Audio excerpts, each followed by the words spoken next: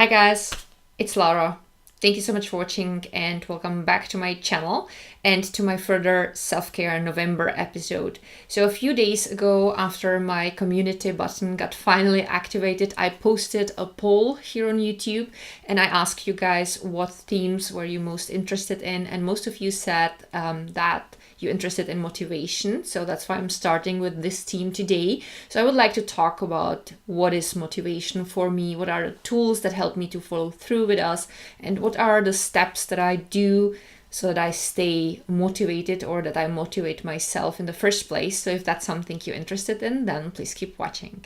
So first I thought about what is actually motivation for me personally. So I think for me it's simply a mindset that allows me to follow through. It's a state of mind that helps me to do the first step or to follow through with a certain part of a project or a task in order to achieve the desired outcome. Am I all the time motivated? Absolutely not. For example, today, my biggest motivation was to cuddle on the sofa with Hercules, to read a book, to sip my chocolate chai tea and maybe even snooze later.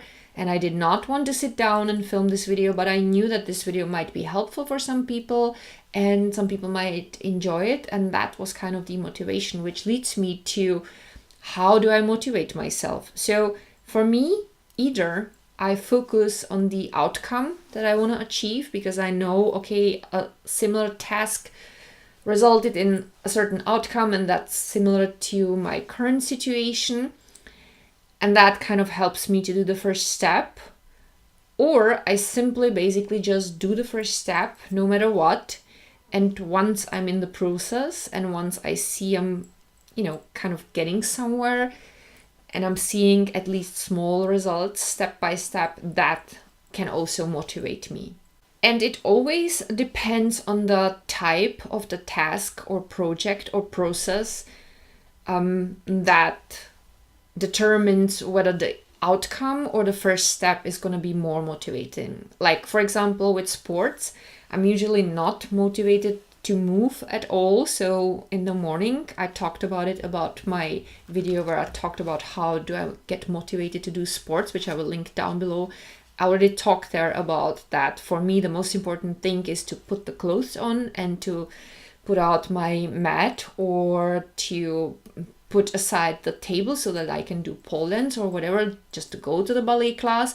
And once I'm actually in the process, I'm actually looking forward to the class or to the workout that I'm about to do. So that's good enough because I don't have to see necessarily a result there, because for me, one of the things that make me happy is already feeling the way I feel when I'm doing sports, because I start feeling strong and limber, and I just like the way my entire body feels when I'm exercising. And then there are things where definitely the outcome is for me the only motivation. One example would be, for example, my citizenship application. I talked about it in one of my vlogs. I will find the video and link it also down below. There were so many papers I had to get together, and it took me quite a while to have everything I needed. And I did not really enjoy any of the things. For me, the motivation was to take the list and to cross out the things that I already accomplished. And at the end, I had a long list that was all crossed out, and I could call and schedule an appointment. By the way, my appointment has been scheduled for March 2019. They said, we're sorry, the next free appointment for handing in the application is in March. I was like, are you fucking kidding me? But that's another story. So these were these things, and Jack and I sat down and we brainstormed a little bit because we wanted to come out with kind of a list of things to do so that you will be motivated. The first step is always to bite-size pretty much everything I do, unless of course it's a task that's so simple that it makes no sense. Like, for example, taking out the trash, that wouldn't make much sense to break it down into milestones. But whenever I'm working on a project or whenever there is a longer process I have to finish, I simply break it down into smaller processes or parts of the process or in milestones. It depends on the type of the thing that I'm about to do. The second step is always to write these things down. If it's milestones or parts of the process, it's always helpful, for me at least, to have a list, because it doesn't look as scary anymore if you write things down, because it's kind of so much clearer. Like, you have this huge thing to do, then you broke it down into smaller parts and it already looks a little bit better. And then you have written it down and it's suddenly all so clear, and you can finally breathe because you don't have to keep it just in your mind. It's now on the paper. Step number 3, prioritize. This is very, very important, especially if you're having a hard time to motivate yourself. Now, usually whatever you're working on, there will be parts that have to be done first before you go on doing the other things. And there might be even things that are just nice to have, and you can do them if you still have enough time, but it's not necessary. So this is really a huge help. You can kind of make a ranking list, or highlight stuff that's more important and start with that. Do not focus on the stuff that doesn't have to be done at all, and don't focus on the things that are actually not possible to do unless you finish something else. So prioritizing is very, very important for pretty much everything in your life. The next step is to reward yourself. So you have this list, you broke down your project or process into smaller tasks or milestones, and you already started, crossing out stuff that you have done. And it probably already gives you a great feeling, and you might even start feeling motivated. And now's the time to acknowledge that for yourself and to do some fun stuff as well. I mean, obviously, if that's a task that's gonna save the world, something that's really, really important to be done immediately, then in that case, you will probably not go to the movie theater or to the fitness center. But if you follow through in a, nice pace, and if you see like, okay, I don't have to necessarily start with this part today, that can wait till tomorrow, which is also very important to recognize. I can take my time, like for myself, I can read a book, I can exercise, I can take my dog for a walk, or I can cook myself a nice fancy dinner for which I wouldn't have time, because other than that, I would just cook something quick. Like, do some stuff also that makes you happy in between. Don't focus just on work, because that's gonna burn you out long term. I have an experience with that. I've been in the past a person who would be like, go, go, go team, and let's finish this. It needs to be done now because then I have more time. But then I finished and then I started something else. And at some point I was so burnt out that I couldn't even open mail because I was so overwhelmed with seeing envelopes in front of me, and I had to go to therapy. I felt like shit, basically. So take your me time. It's so super important because, as I said, unless it's saving the world, it's possible. It's usually possible if you prioritize, if you do your work, and if you don't wait until the last minute.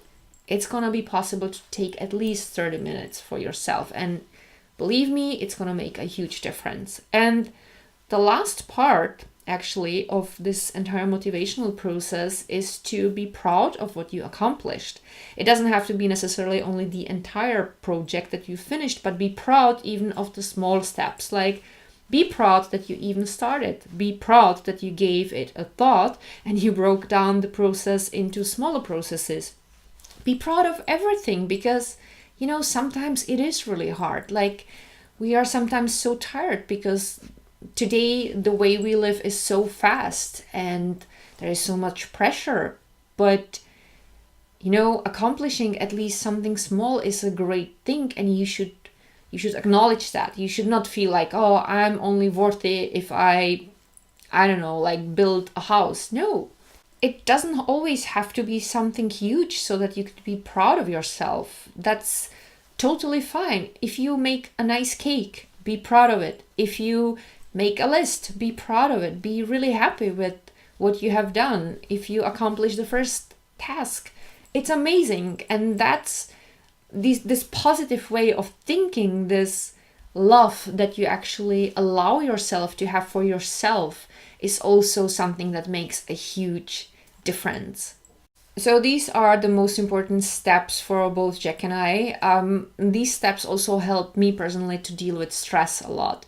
That was really helpful, especially during the time when I was still going to the university, because university, job, YouTube, that's a lot to do. And I also wanted to have some time for myself to be able to work out. And sometimes now that I'm done with the university, when I look back, I'm like, how was I even able to handle all this stuff? Because sometimes I feel like, oh, I don't have enough time. And then I'm like, but you do, because you already did all this stuff. Plus, you've been studying. So sometimes it's really just in our head that we feel like we can't do things. And that's the first thing we have to change. We have to believe in ourselves. We have to believe that we are capable. You know, successful people are not necessarily better people or smarter people, but they did steps that some people didn't do. Some of them were just lucky, but very often it's just a mindset, believing in yourself that you are able to achieve something. And that's also something I personally struggle a lot with, so I'm not perfect, but I thought I'm just gonna throw this in too. Another way how to motivate yourself is to connect with people that desire a similar outcome. Like, for example, there are two ladies in our house who told me a while ago they would really like to stretch on a regular basis, but they are having a hard time to motivate themselves. And I was like, you know what? We could meet in our place once a week and do this together. It's going to be fun. We can chat a little bit, because when you're stretching, it's not like running, you know, you can still talk, and it's just going to be nice time, you know, like we can relax together. And they said like, oh, that's an amazing idea. And so we started stretching every Tuesday evening. They always come to our place. We just put out the mats. I play nice music, and I'm kind of leading the class, because they were like, you know, I have no idea what to do. You have more experience. If you don't mind, tell us what to do, and we're just going to do anything you want us to do. So I'm basically warming up with them, and then I'm just telling them what to stretch next. We always agree first, like, is there some particular part of the body that you want to stretch today? Is there something that's like hurting or bugging you want to focus more on? And then I come up, you know, kind of short term with a program, and it's great for myself, because then I have a fixed day where I do intense stretching, and for them too, because they finally do the thing they wanted to do, and we spend some fun time together. So it doesn't have to be just sports. It could be like, I don't know, like a book club, or maybe cleaning a house. Like, you can talk to friends and say, you know what, I should clean the windows, and the friend's gonna say I should clean the windows too. So kind of check on each other. You don't have to do it together, because obviously you're in two different houses, but you can say, you know what, let's do this Saturday. Like, we clean the windows, and afterwards we meet for a coffee or tea. And that's gonna kind of motivate you, because, you know, like, we don't meet until we clean the windows, like this type of things. So you can be, of course, creative. And I think that's all I have to say for today. Now, if you guys have any ideas or tips that you would like to share with others, you are very welcome to write it down below in the comments. I would only ask everyone, please, let's stick in English, because we are an international community here, and it's always easier to help each other when we stick to one language. And I guess that's it for today. I hope that you guys enjoyed today's video, that at least one part of this video has been helpful to anyone. As always, if you enjoyed watching today's video, don't forget to give the video a thumb up, because it really helps my channel. And you can also subscribe to my channel if you didn't yet. I will list and link down below a lot of stuff that might be either interesting or helpful for you. And thank you all so much for watching. I love you guys so much, and I'm looking forward to seeing you with my next video. Bye!